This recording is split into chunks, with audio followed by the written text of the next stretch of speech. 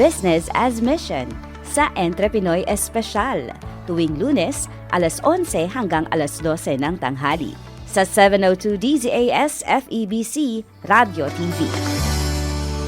At tayo po ay narito na sa patok na negosyo ng Entre Pinoy Espesyal. Katuwang po ang Business as Mission Philippines. Kasama po natin si Sir Fai Chua. Siya po ang Director ng FMC Research Solutions. Magandang araw po. Good day to you, ma'am. Meron po ba kayong mga babatiin, Sir Fai? Wala akong fans eh. So maybe my office, and I want to thank them for really working very hard for the Lord. Can you tell us more about FMC Research Solutions? So we are in the regulatory technology space. So ang binibenta po namin is tiwala, trust, business. So we are system integrator as well as a system aggregator. Medyo malalim po yung binibenta nyo, tiwala, no? Ang tiwala ngayon ay napakahirap hanapin. Correct. At kailan po nagsimula yung inyo pong negosyo na FMC Research Solutions? So FMC was founded in 2012. So it's been like 14 years na po. So we're in that space of helping the government build back the trust. Wow. When you issue a certain documents, you want to be sure na globally it can be acceptable. So far naman po, we're proud to say all our projects have international recognitions. Wow, praise God. Yung FMC stands for? Well, since we're in the regulatory technology space, it stands for my country. Because these are nation-building solutions that we are providing. Sa isang simpleng termino po, masyado po kasing mataas, no, yung inyo pong business. Paano niyo po ipapaintindi sa mga simpleng mamamayan ang klase po ng service po na ino-offer po ninyo? So we aim to partner with the government to simplify the way that the government is offering their services to the public, as well as for multinational, how they can protect their brands and offer their services better and have that inclusivity with the customer nila, which the citizen. Okay. Daming papers po nito? Ano po? Maraming papers. The intention is Paperworks? to reduce the paper, to make it as digitalized as possible, the services, as well as balancing it with security. Oo nga, ano. Paano po nalalabanan yun? Ang dami ngayon scammer, mga fake organization. Thanks to them, meron kaming hanap buhay. Kung wala sila, wala kaming negosyo. Ganun po, ano. And lagi po kayong research. Tinatapatan po ninyo yung taas ng technology. So we are very serious on that field, no?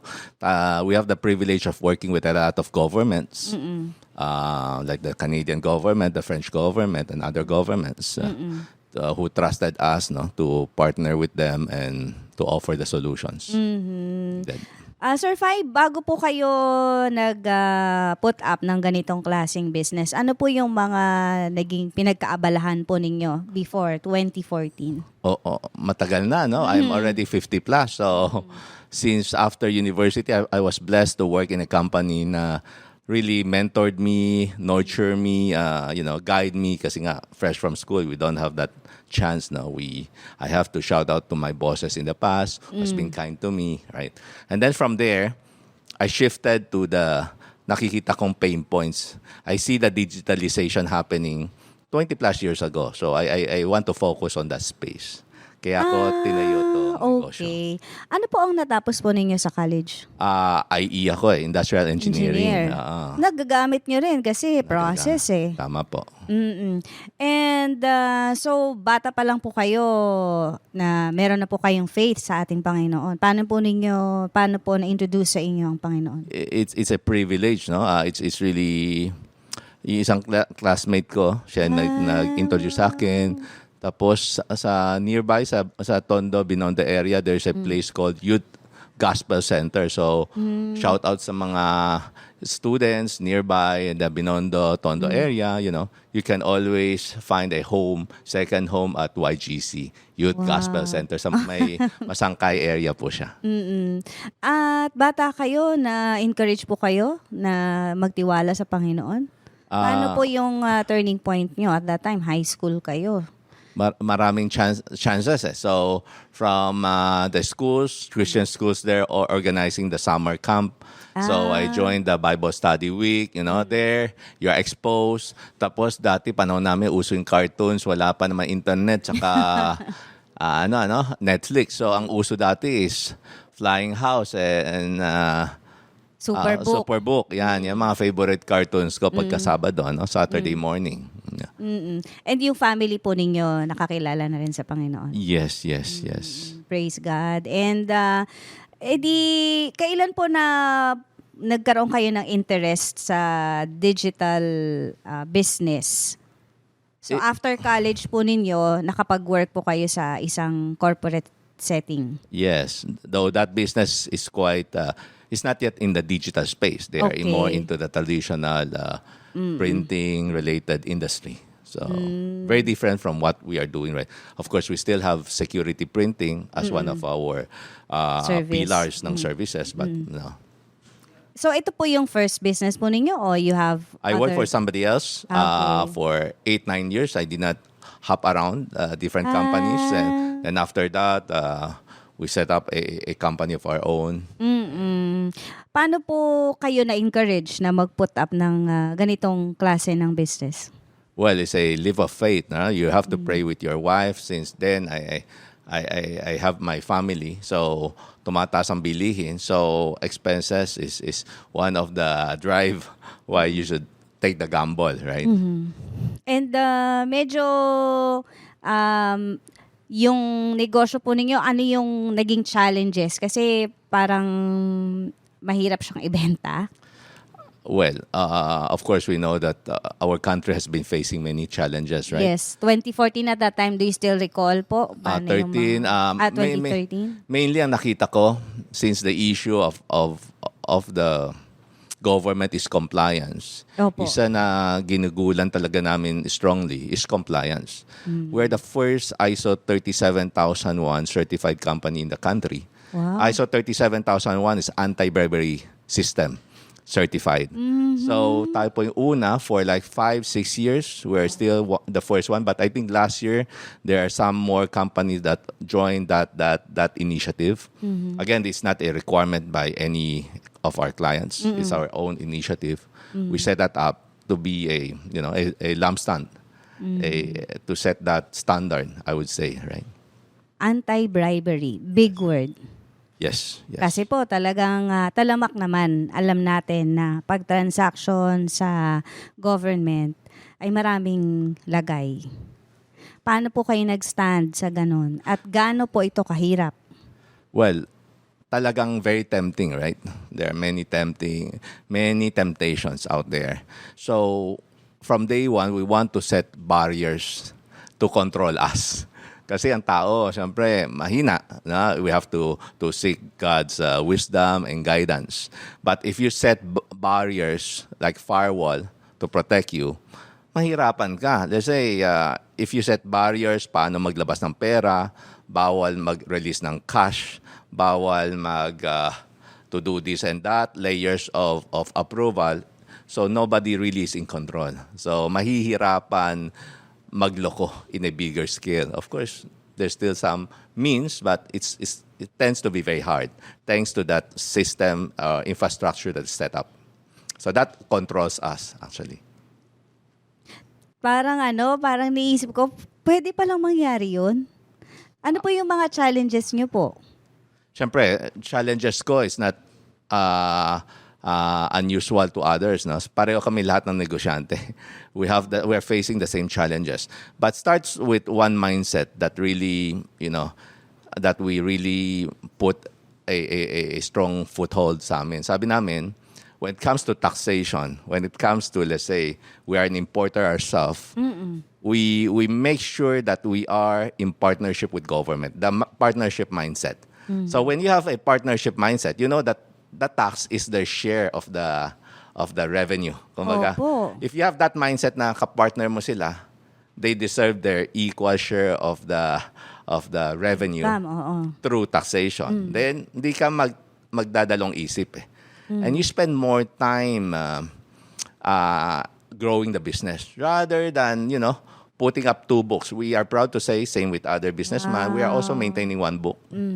So, rather than busy ka sa manage or massage your books. Manipulate.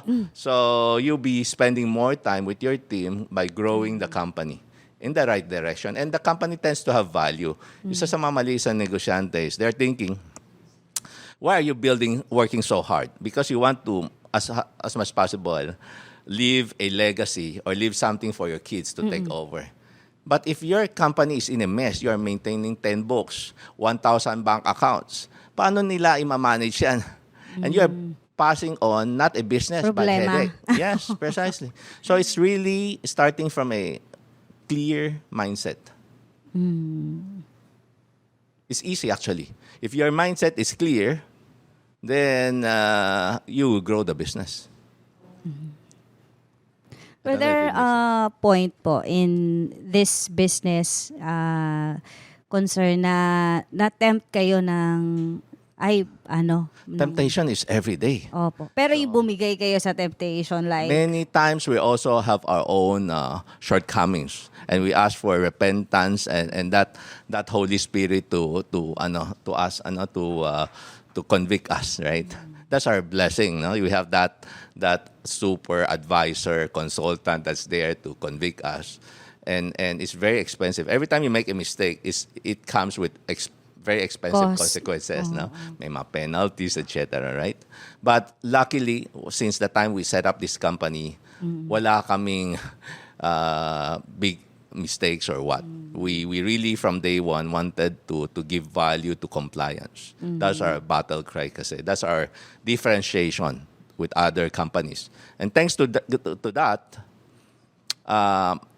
and thanks to all these issues right now that the government is facing, blessing in disguise. they see value in a company like us. Yes. So they learn from us and they say, oh, ayaw namin maging ketong eh. So we want only serious bidders to join. So Lalo what na are the ngayon, qualifications? lalo na ngayon, ang daming mga issues about that. Yes.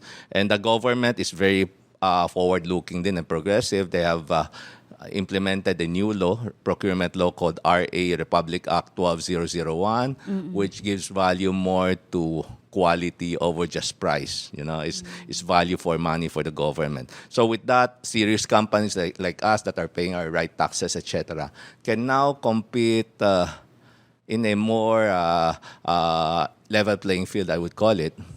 And another area that business people can really join and service join the public sector is through PPP, yung public-private partnership. Partnership. So you're not using taxpayers' money; it's your own money that you're putting forward, and your skills and your talents to help in nation building. Alam niyo po, hearing this, it gives us comfort and hope, lalo na sa mga negosyante, pwede palang mangyari na magtiwala kang muli sa sistema ng gobyerno with the kind of alliance na binibigay or service na binibigay po ninyo sa ating bansa. Ang kasama po natin ngayon si Sir Fai Chua, siya po ang director ng FMC Research Solutions. Sasabi niyo po, for my country. Meron pa po kayong iba-ibang meaning ng FMC before. I have to thank our marketing for that, no? So we are a small family corporation. So my father, my mother, my children. Then, no? So it's really it's a very intimate family organization, I would say. And ito pa lang pong larangan ng negosyo nyo says a lot about your faith in God. Yung transparency ng inyong negosyo, yung ini-encourage din po ninyo na maging transparent ang magiging transaction sa pamamalakad ng gobyerno is also a blessing. It's also a way of telling the people na may mabuting Diyos. And kamusta po kayo sa inyong mga kamanggagawa naman? You have to ask them, no? I think I am very thankful to them because service starts with people, and they are your main asset. It's not really your cash flow. It's not really your technology. At the end, it's really your colleagues that you're working with. Of course, we're a difficult company. We're a difficult boss. We are very strict kasi Compliance we the public deserve the best, no? Parati namin sinisigaw, let's say, kung nag-down ang isang sistema, sasabi namin, kung tatay mo yan, kapatid mo yung mag-a-apply dyan, is it okay na tomorrow pa mag-a-up yung sistema? When they need that document badly today? So we have those set of expectations, and I'm very thankful that the commitment from everyone is the same, no? Or even more than mine. No? Ano pong sikreto nun? Well, walang one secret sauce, but we are being magnet by by the center of gravity, which is God. No, same with other business people. We try to have our own value formation. Every Monday morning, we have our own Bible study. So today I missed that because Sorry I have po. to attend. No. So Pero we have that. mahalaga naman po na naibahagi rin ninyo yung business principle po ninyo. Yes, so we have that morning. We inaalay natin yung the whole week to God. So, yeah. Amen. Mm-mm. And kayo po ay bahagi ng Business as Mission Philippines. Yung mga principle po na naibabahagi rin po sa inyo, na ituturo po ninyo sa inyo, ano noon sa inyo, ano po ang pwede nating i-share sa ating mga listener? Ang dami ko pa dapat matutunan, no, from all your members and speakers. No, I am learning a lot from them, how they really live out their life. Kumbaga, purpose-driven, no? Kasi nga, life on earth is very temporal. So, whatever talents binigay sa atin, we have to multiply it. So, again, we are all stewards. Sabi nga ng founder niyo, we are not business owner, but we are business stewards, right? Ang ganda po ng reminder po ninyo, life on earth is temporal. Hindi naman madadala yung kayamanan, yung prestige, and even yung ano yung meron ka dito sa lupa. Kasama na rin yung pagnenegosyo. And ano po yung nais po ninyo na maiwan na legacy sa inyong mga anak? Ilan po anak nyo, sir? Dalawa. Kasama na rin po ba sila sa FMC Research Solutions? Hindi naman. Well, my eldest studying finance and economics. Ang burden naman niya is to bring in more investment for the country. Grabe, for the country pa rin. I mean, nakita niyo yung space na yun. Yun, alam mo, naiiwanan ng Pinas sa mga investment. No? Let's say if they are talking of billions of dollars, hundreds of millions of dollars, we are the last in mind sa Southeast Asia, right? So, of course, study well. He's now in UK studying finance and economics. He's excelling well.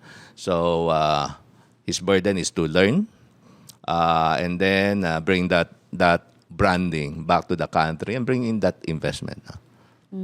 Yung isa pong anak. My second son is in the spectrum. So, he's in a progressive school right now. Wow. And yung support ng buong family, no, kasama rin po yung negosyo, support din ng negosyo sa mga empleyado. Tapos, nagre-reflect ito yung love ninyo sa Panginoon at yung love sa bansa. Ang lalim po ng pinaguhugutan po ninyo. Bakit po ganon yung inyong perspective, yung mindset po ninyo? Well, it's more of much has been given, much is expected, right? If God has given you so much opportunities and talent, you have to make the most out of it, right? So, it's not mine alone. FMC is a family, is a team, right? We call ourselves snipers, right? Everyone has to deliver. We're like David. Everyone is a sling shooter or what, right? Para isipin mo pa yung kabuhayan mo kung paano makakatulong sa bansa,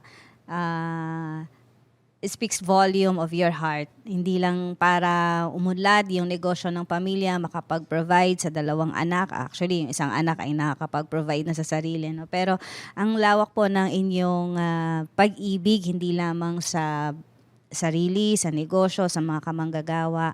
Ano po ang pinanghahawakan po ninyo na Bible passage, no? Promise verse? So much, no? But we just came from our team building yesterday. Ang verse na binigay sa amin is Mark 10:45. Even the Son of God come to serve, not to be served, di ba? So, and even to sacrifice his life for many. So, it's really a life of service. We're called to serve. Yun ang motto namin sa team building this weekend. Right? Wow. So, we're called to serve. Yes. It's about stewardship. It is about being a light and salt for God. You have to excel in your work. If you want non-believers to believe in you, you really have to exude excellence. Hindi pwede na. Kailangan we should be 1,000% better than others para maengganyo sila na ano meron dito. Right?